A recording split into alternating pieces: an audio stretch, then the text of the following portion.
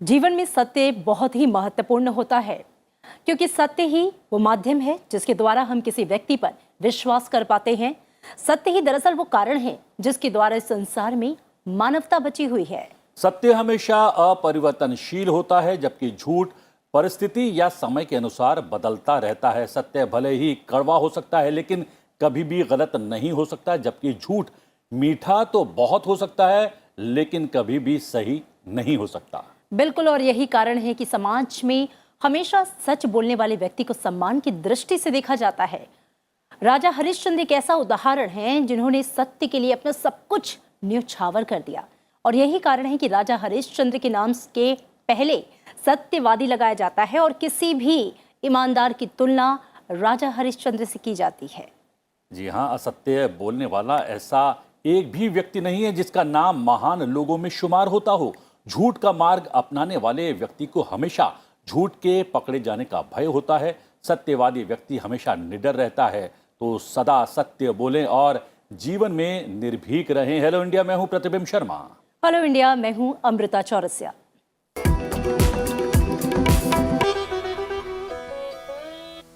तो आइए प्रतिबिंब आगाज करते हैं कार्यक्रम का, और सबसे पहले हर रोज की तरह अपने दर्शकों को बताएंगे आज के हाइलाइट्स क्या हैं। हेलो इंडिया में जानेंगे देश दुनिया का हाल, दिखाएंगे आपको टॉप न्यूज।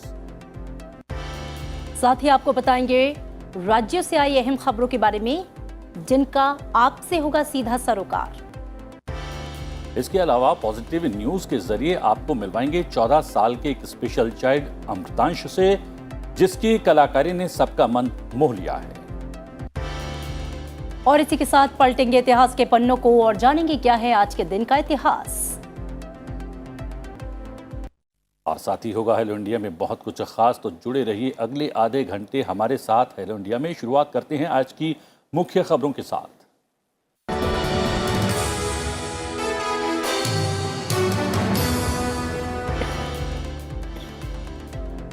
असम के बोडोलैंड प्रादेशिक क्षेत्र के समग्र विकास के लिए सरकार प्रतिबद्ध है। केंद्र और राज्य सरकार दोनों बोडो समझौते के 90% प्रावधानों को पूरा कर रहे हैं। केंद्रीय गृह मंत्री अमित शाह ने असम के BTR में लोगों को संबोधित करते हुए ये बातें कही। केंद्रीय गृह मंत्री अमित शाह ने असम के मनकाचर सेक्टर में असम बांग्लादेश सीमा पर स्थित स्थिति का भी समीक्षा लिया, और केंद्रीय मंत्री की मौजूदगी में भारत और बांग्लादेश सीमा पर तैनात कर्मियों ने फ्लैग मार्च भी किया। केंद्रीय गृह मंत्री अमित शाह ने असम के अमी गांव में जनगणना भवन का उद्घाटन और SSB के नवनिर्मित भवन का लोकार्पण भी किया। उन्होंने कहा कि जनगणना 100% गणना सुनिश्चित करेगी, अगले 25 वर्षों के लिए देश की विकास योजनाओं को आधार भी प्रदान करेगी। सुप्रीम कोर्ट राजद्रोह पर औपनिवेशिक युग के दंडात्मक कानून को चुनौती देने वाली याचिकाओं को एक बड़ी पीठ के पास भेजने पर आज विचार करेगा। केंद्र सरकार ने सुप्रीम कोर्ट में हलफनामा दायर कर भारतीय दंड संहिता की धारा 124 से देशद्रोह का फिर से परीक्षण और पुनर्विचार करने पर अपना पक्ष रखा था। हलफनामे में ये कहा गया कि प्रधानमंत्री की धारणा है कि ऐसे समय में जब हमारा देश आजादी के 75 वर्ष मना रहा है, हमें औपनिवेशिक बोझ को दूर करने की दिशा में काम करना चाहिए, और उसी भावना के अनुरूप 2014-15 से अब तक 1500 से अधिक पुराने कानूनों को खत्म कर दिया गया।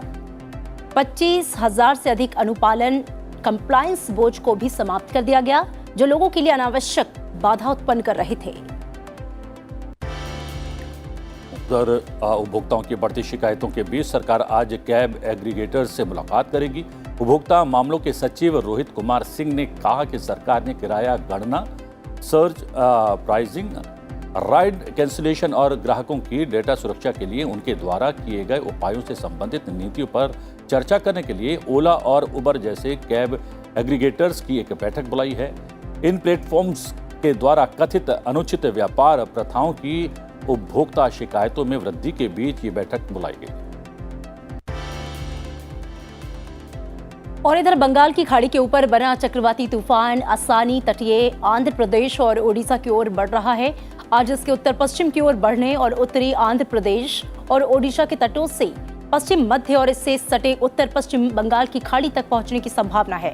हालांकि उत्तर आंध्र प्रदेश ओडिशा तटों के करीब आने के बाद आज रात इसके चक्रवाती तूफान में तीव्रता कम होने की संभावना है। मछुआरों को समुद्र में नहीं जाने की सलाह दी गई है। मौसम विभाग के मुताबिक चक्रवात आसानी के कारण 120 किलोमीटर प्रति घंटे की रफ्तार से हवाएं चल सकती हैं और साथ ही तटीय इलाकों में भारी बारिश की संभावना है। गंभीर चक्रवात को देखते हुए उड़ीसा के सभी बंदरगाहों पर दूरस्थ चेतावनी संकेत 2 जारी किया गया है। उधर रुपया रिकॉर्ड स्तर पर लुढ़ककर डॉलर के मुकाबले 77.50 तक पहुंच गया है। इससे पहले भारतीय मुद्रा का डॉलर के मुकाबले सबसे कमजोर स्तर 77.05 रुपए था। रुपया सोमवार को 60 पैसा गिरने के साथ इस निचले स्तर तक पहुंच गया है। रूस यूक्रेन युद्ध को लेकर अनिश्चितता और अमेरिका समेत तमाम देशों में ब्याज दरों में बढ़ोतरी के रुख के बीच रुपए में ये ऐतिहासिक गिरावट दर्ज की गई है। और अब खबरें राज्यों से। मोहाली के सोहाना में इंटेलिजेंस ब्यूरो के दफ्तर में एक धमाका हुआ है। यह धमाका सोमवार शाम 7:30 बजे हुआ, जिसका असर इतना भयानक था कि पूरी बिल्डिंग के शीशे चकनाचूर हो गए। वहीं इस धमाके की आवाज दूर तक सुनाई गई। मौके पर एसएसपी आईजी ने पहुंचकर जरूरी जांच भी शुरू कर दी है। इसके अलावा पंजाब पुलिस में हाई अलर्ट जारी कर दिया गया है। गृह मंत्री अमित शाह का आज असम दौरे का दूसरा दिन है। आज असम की सत्ता में हेमंत बिस्वा शर्मा के नेतृत्व वाली सरकार के 1 साल पूरे हो रहे हैं और इस दौरान अमित शाह एक रैली को संबोधित करेंगे।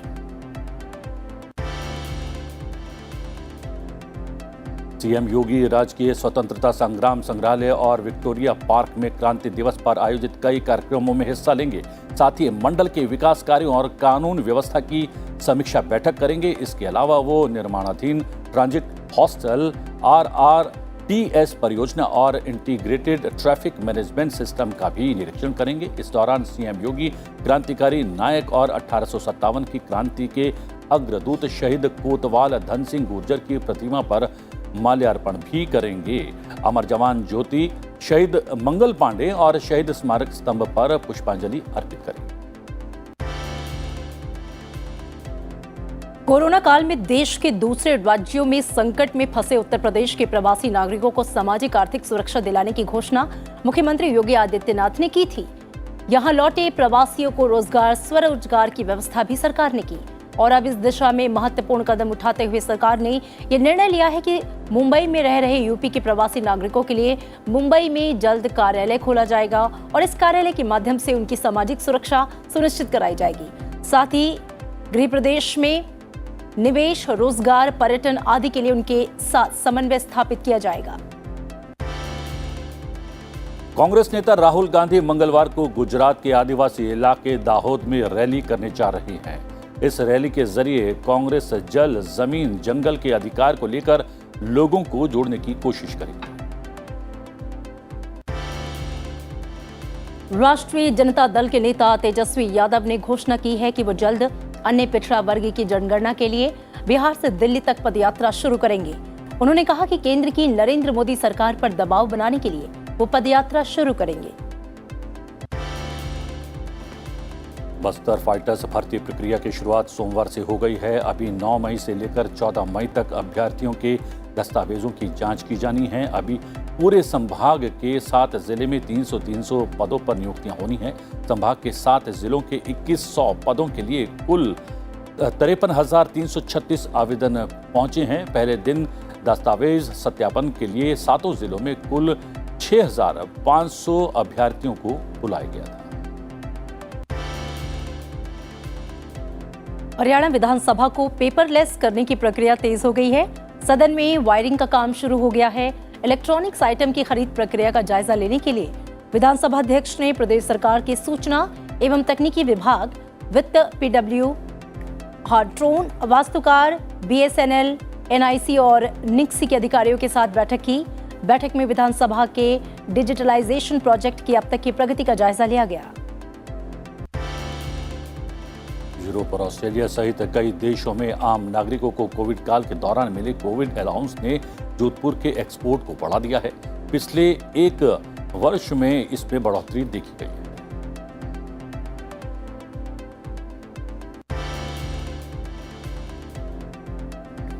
कुछ दिन की राहत के बाद एक बार फिर से भीषण गर्मी और लू का प्रकोप देश के कई राज्यों में लौट रहा है।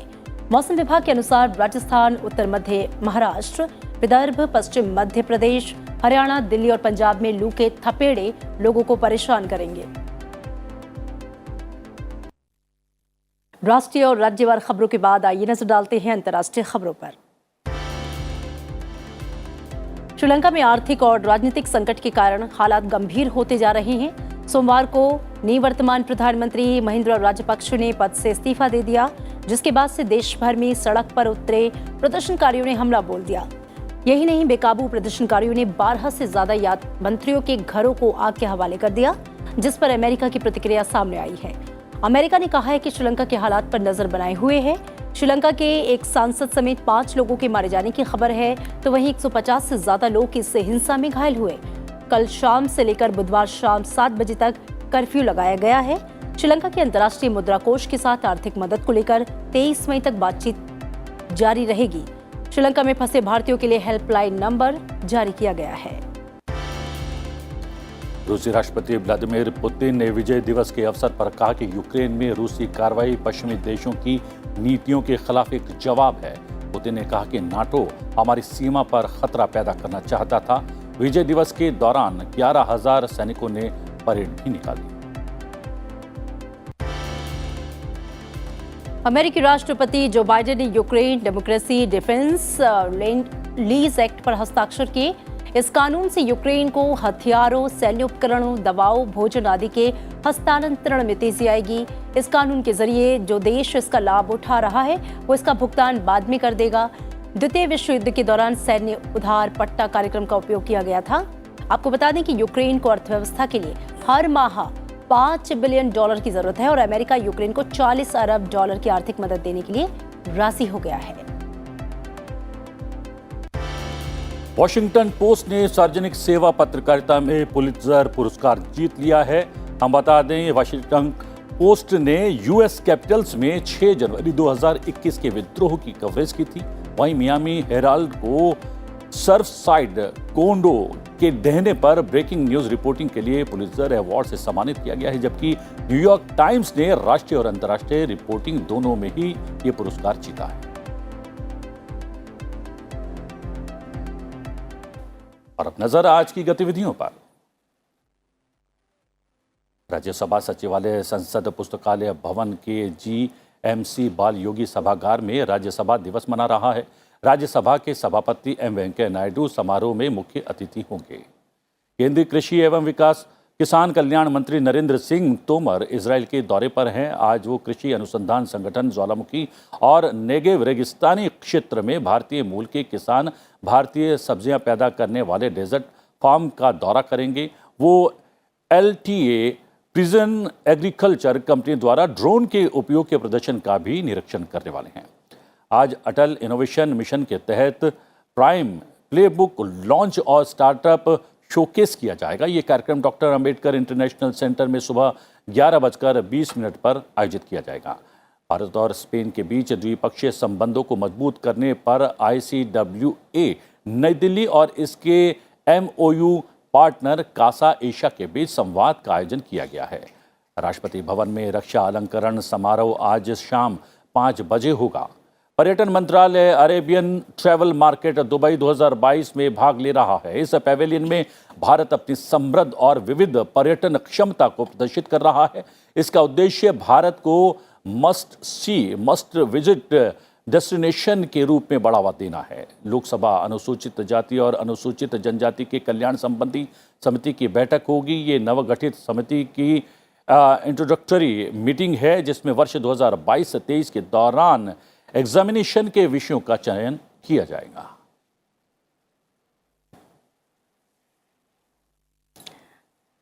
तो प्रतिबिंब खबरों का डोज देने के बाद अब वक्त हो गया कि हम थोड़ा छोटा सा ब्रेक लें और हम भी चाय का भी आनंद लें और आप जाइए ब्रेक पर। लेकिन प्रतिबिंब, आज अपने दर्शकों के लिए हम क्या कुछ खास लेकर आए, क्योंकि वैसे तो पर जाने से पहले हम कुछ अच्छा जरूर दिखाते हैं। हाँ, वैसे तो अमूमन हम आपको चलते चलते के जरिए कुछ दिलचस्प तस्वीरों से रूबरू करवाते हैं, लेकिन आज हम आपको बताएंगे हमारे लोकतंत्र का मंदिर यानी कि संसद भवन क्यों है खास। इससे जुड़ी हुई कुछ दिलचस्प लेकिन बेहद अहम बातें। बिल्कुल इसकी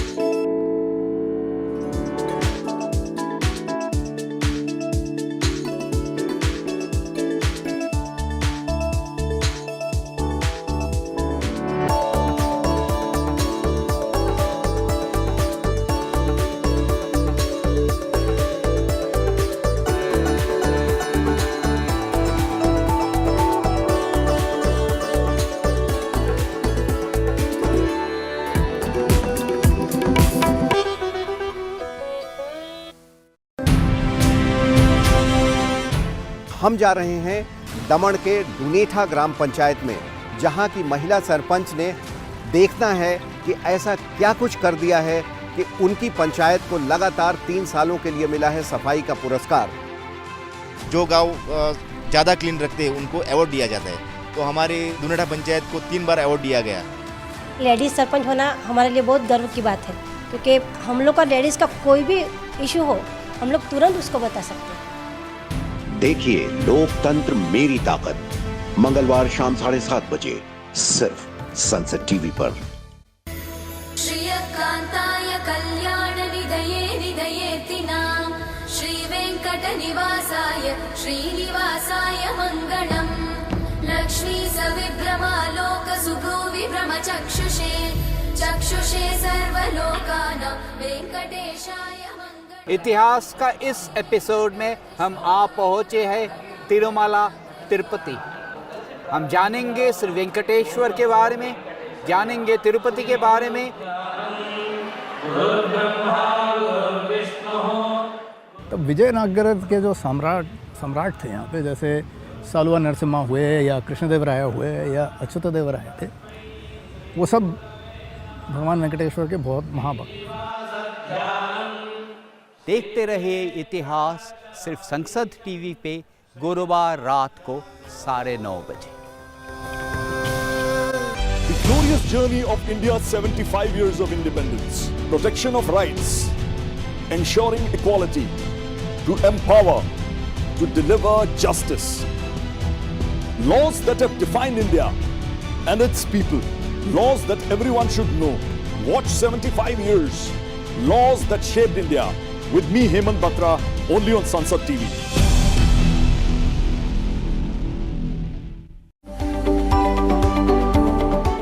We all know the importance of good health, but often we don't know how to achieve it.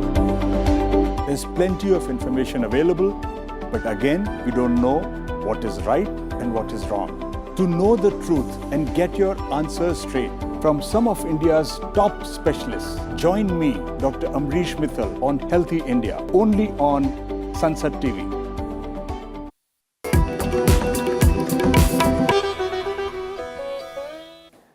Welcome back. Break के बाद एक बार फिर से आपका स्वागत है। और प्रतिबिंब, हर रोज की तरह हम इतिहास की महत्वपूर्ण बातों को बताते हैं, क्योंकि हम जानते हैं कि इतिहास कितना महत्व रखता है अगर आप अपने भविष्य को संवारना चाहते हैं। ठीक है अमृता, ये पलटते हैं 10 मई के इतिहास के पन्नों को और जानते हैं आज के दिन से जुड़ा हुआ इतिहास।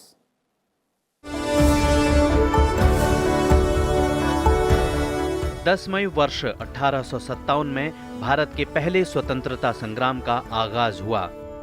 इस क्रांति की शुरुआत एक सैन्य विद्रोह के रूप में हुई, जब मार्च 1857 को मंगल पांडे ने बैरकपुर छावनी में ईस्ट इंडिया कंपनी के अंग्रेज अफसर पर गोली चलाई और मंगल पांडे के साथ कई सिपाहियों ने गाय की चर्बी युक्त कारतूस को मुंह से काटने से मना कर दिया।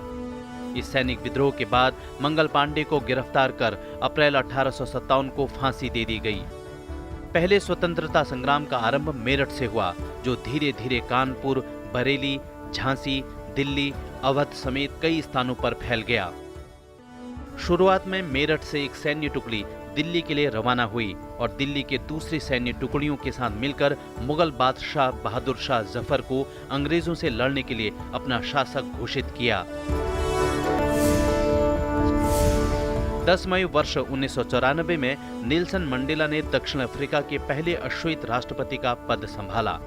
इसी वर्ष दक्षिण अफ्रीका ने रंगभेद की नीति से आजादी प्राप्त की। नेल्सन मंडेला ने दक्षिण अफ्रीका में रंगभेदी सरकार की जगह एक लोकतांत्रिक बहुनस्ली सरकार के लिए लंबा संघर्ष किया, जिसके लिए मंडेला को जेल भी जाना पड़ा। वर्ष 1990 में नेल्सन मंडेला को 27 सालों की कैद के बाद रिहाई मिली। वर्ष 1964 में राजद्रोह और साजिश के लिए उन्हें उम्र कैद की सजा सुनाई गई थी। मंडेला का नाम दुनिया के बेहतरीन राजनेताओं में शुमार किया जाता है। विश्व शांति में अतुलनीय योगदान के लिए साल 1990 में मंडेला को भारत सरकार द्वारा भारत रत्न से नवाजा गया। वर्ष 1993 में नेल्सन मंडेला को नोबेल शांति पुरस्कार से भी सम्मानित किया गया। और अब हम आपको मिलवाने जा रहे हैं एक ऐसे कलाकार से जिसने ये साबित कर दिया है कि प्रतिभा के आगे बड़ी से बड़ी बाधा छोटी हो जाती है। आइए जानते हैं कौन है वो कलाकार।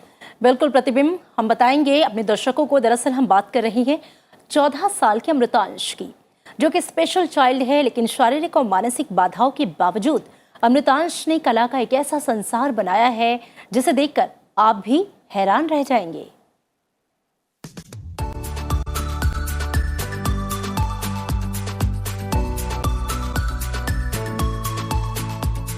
कोई भी बाधा प्रतिभा को आगे बढ़ने से नहीं रोक सकती।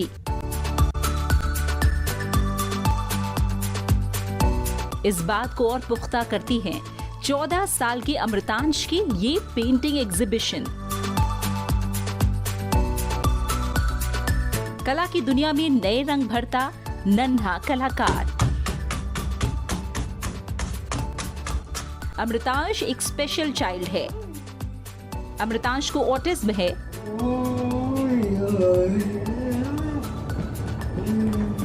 बावजूद इसके अमृतांश अपनी कल्पना को रंगों के जरिए नए पंख और आयाम दे रहा है।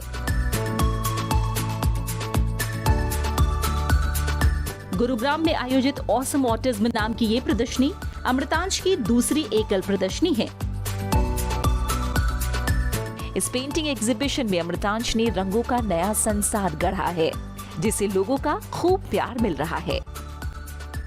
अमृतांश का जो पूरा जो कैनवस है सारे, I think covered the thought processes of every human being that is coming and witnessing the show. इससे पहले भी अमृतांश एकल और कई ग्रुप प्रदर्शनियों में हिस्सा ले चुके हैं। वहीं अमृतांश की प्रतिभा को कई बड़े कलाकारों का प्रोत्साहन भी मिल रहा है। अमृतांश बहुत ही टैलेंटेड बच्चा है और इतनी फिजिकल चैलेंज को झेलते हुए ये अपनी जो ऊर्जा है, एनर्जी है, उसको एग्जॉस्ट करता है कलर के थ्रू कैनवस पर या पेंटिंग पर।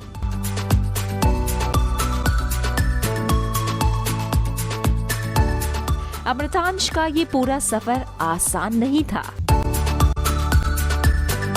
जिसमें उसके परिवार खासकर मां के सहयोग ने अहम भूमिका निभाई। अमृतांश की मां बताती हैं कि सफर की शुरुआत इतनी आसान नहीं थी। कलर आइडेंटिफिकेशन भी एक कोर्स होता है बच्चों के लिए। जैसे एक नॉर्मल पेरेंट को ये नहीं समझ आएगा कि ये भी एक कोर्स होता है, बिकॉज उनका बच्चा वो सीख गया नेचुरली। बट एक बच्चा जो मेरे जैसा, मेरा बेबी है जैसे, उसके लिए वो भी एक काम है कि रेड टी शर्ट लेकर आओ, या देखो ये रेड है, अब आप जाओ सेम कलर का कुछ लेकर आओ।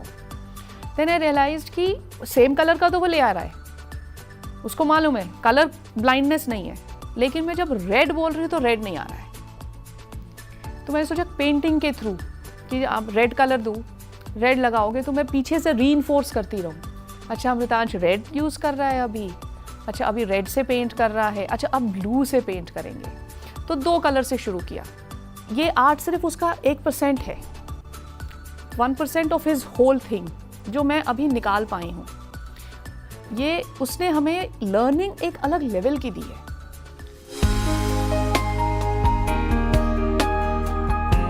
ऑटिज्म जैसे डिसऑर्डर से जूझते इस नन्हे कलाकार की प्रतिभा और साहस सभी के लिए एक मिसाल है।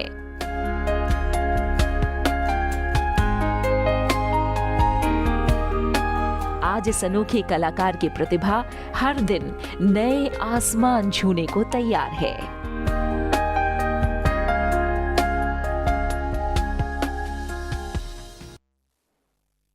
लोकसभा अध्यक्ष ओम बिरला ने 1857 के स्वाधीनता संग्राम को याद करते हुए ट्वीट किया है। उन्होंने लिखा है, स्वाधीनता संग्राम के इतिहास में 1857 की क्रांति निर्णायक क्षण थी। इस क्रांति ने भारतीयों के हृदय में स्वतंत्रता के लिए संघर्ष की भावना को बल दिया, जो भावी पीढ़ियों के लिए प्रेरणा बना। देश की आज़ादी का जब भी जिक्र होगा 1857 की क्रांति के बलिदानियों के लिए जो है उनका नाम गर्व से लिया जाएगा। जी हाँ, लोकसभा अध्यक्ष ने याद किया 1857 की क्रांति को। और अमृता, अब बात करते हैं संसद टीवी पर आज प्रसारित होने वाले खास कार्यक्रम लोकतंत्र मेरी ताकत की। बिल्कुल प्रतिबिंब, आज इस कार्यक्रम के जरिए हम अपने दर्शकों को दिखाएंगे कि ग्राम पंचायतों में महिलाएं कैसे ले रही हैं अहम फैसले और बदल रही हैं गांव की किस्मत। इस कार्यक्रम में मेरे सहयोगी हर्ष रंजन दमन के दुनेठा ग्राम पंचायत पहुंचे, जहां की महिला सरपंच की उपलब्धियों से आपको वो करवा रहे हैं रूबरू। तो आप देखना न भूलें लोकतंत्र मेरी ताकत, आज शाम 7:30 बजे।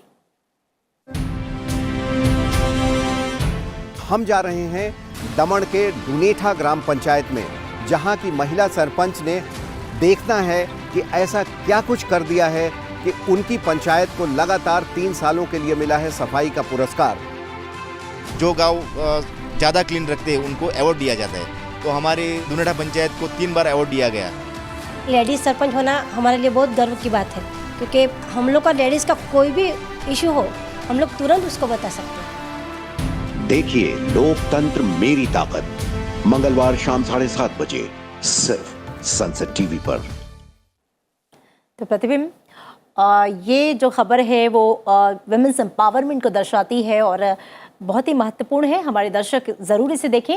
और हेलो इंडिया और इसमें दिखाई गई जो सभी खबरें हैं, पॉजिटिव स्टोरीज़ है, इतिहास है, उन सभी को आप हमारे संसद टीवी के अलावा यूट्यूब चैनल पर, फेसबुक पर भी देख सकते हैं। और साथ ही संसद टीवी को ट्विटर और इंस्टा पर भी ये उपलब्ध है। आप संसद टीवी की आईडी को फॉलो कर सकते हैं और उस पर अपने सुझाव भी दे सकते हैं। बिल्कुल। और अब वक्त हो चला है विदा लेने का, लेकिन चलते चलते बात हम करेंगे भारतीय शास्त्रीय संगीत की। जी हाँ, यहाँ के इस जगत के दिग्गज कलाकार उस्ताद करामतुल्लाह खां की। भारतीय शास्त्रीय संगीत जगत का एक ऐसा नाम है जिन्हें करामती तबला वादक के रूप में जाना जाता है। देश के इस बेहतरीन तबला वादक को समर्पित एक खास 2 दिवसीय नृत्य और संगीत उत्सव का आयोजन पिछले दिनों दिल्ली के इंडिया हैबिटेट सेंटर में किया गया। अलंकार नाम के इस खास फेस्टिवल में देश के श्रेष्ठ कलाकारों की प्रस्तुतियां आकर्षण का विषय रही। तो चलते चलते आपको दिखाते हैं इस खास कार्यक्रम की कुछ खास झलकियां। हमें दीजिए आज्ञा। नमस्कार। नमस्कार।